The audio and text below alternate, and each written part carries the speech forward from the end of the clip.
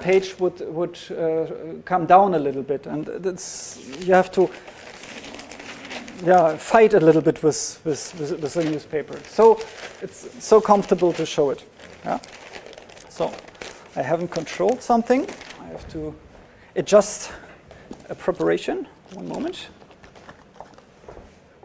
By the way, for the glue, I use these glue sticks. These are not non-permanent. These are normal permanent gluing glue sticks. So then I thought about how I can hide this package, and it's hidden here, glued underneath a half page. So this half page is glued on top of this package, and on top here is a I call it gimmick. Okay, I show this from the other exemplar I just tore.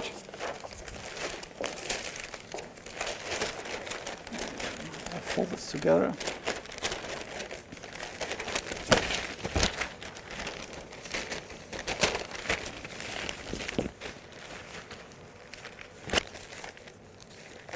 So this is the gimmick, and the edges of this gimmick are a little bit stiffer. Let's take it away. So this is the gimmick that I can reuse. These edges are a little bit stiffer just by gluing some Scotch tape on a plastic sheet. So I can fold this a little bit. So when I now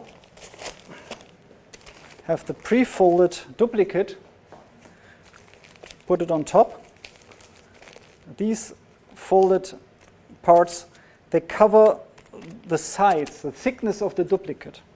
So this means in a prepared newspaper, when I make the first tear, I can even show it from the side, and the package doesn't flash. So even if you here is the side, and there you find the package. So you see, maybe I can show this here. Even so when I have torn it, I carelessly can show everything from all things, and I don't have to hide a package with the body.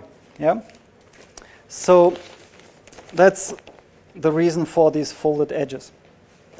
And the next thing is, normally when you see people tearing up newspapers, it's a fight between the newspaper and the magician.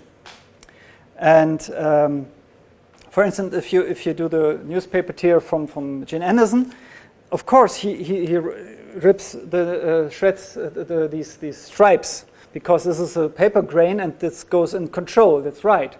But if you make these big motions, it gives a mess very quick.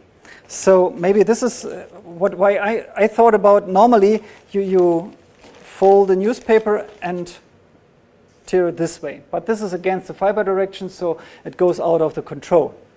And it took me years to figure out how to avoid that.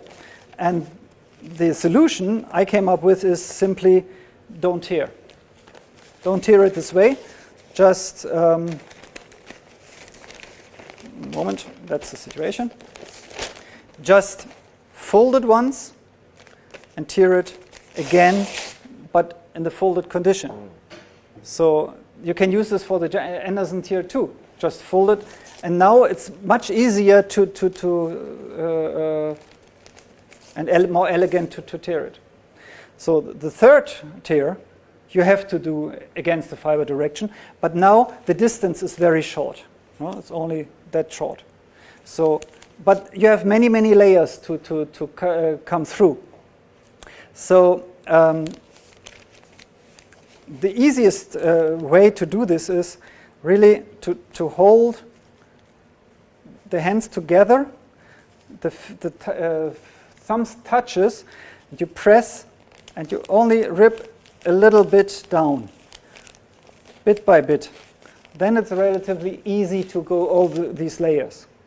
And you go as far as you can, bit by bit, so maybe halfway down. And then you fold it and crease it. And if you open it up now, you can separate this gimmick from the duplicate. By the way, I didn't mention there are two magnets inside, one in the gimmick and one on the back side of the duplicate there. So they attach it to each other, and if you separate them, I have one magnet here and one magnet on the back side of the duplicate. And I open it up like so. And if I tear it now, the last tear is relatively straight. So all I have to do is to turn around this, so the magnet comes to the very front. And if I put it on the front, it attaches. Here you can see now that's the shape of the magnet. Okay. So the great thing on the magnet principle is you have to do nothing and the pieces are locked. So I can show separate bunches of newspaper, and as soon as I bring the fingers together, it's already locked. So I don't have to push wires around, because this is all, you have to cover these motions so they are nearly natural, but it's difficult to make this natural. So it's easier to do nothing. And because I came up with a special zigzag fold, I don't have these typical corners that I have to grab.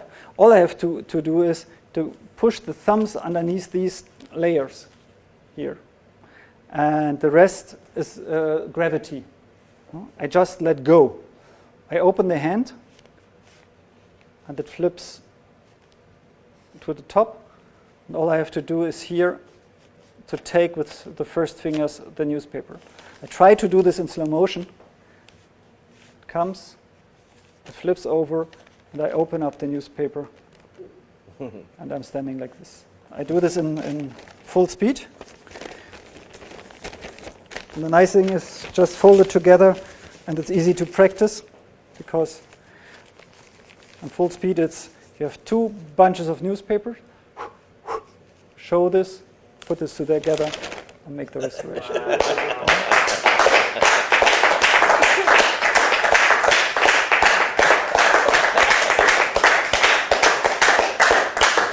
Thanks.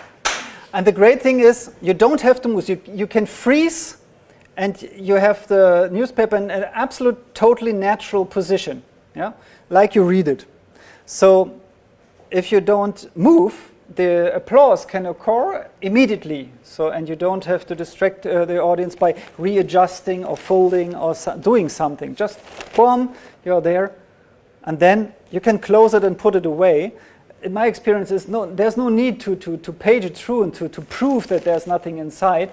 But you can do this simply by over-paging, or by showing like so, 1 page, 2 pages, 3 pages. If you make a 180-degree turn, so you have the impression you have seen all the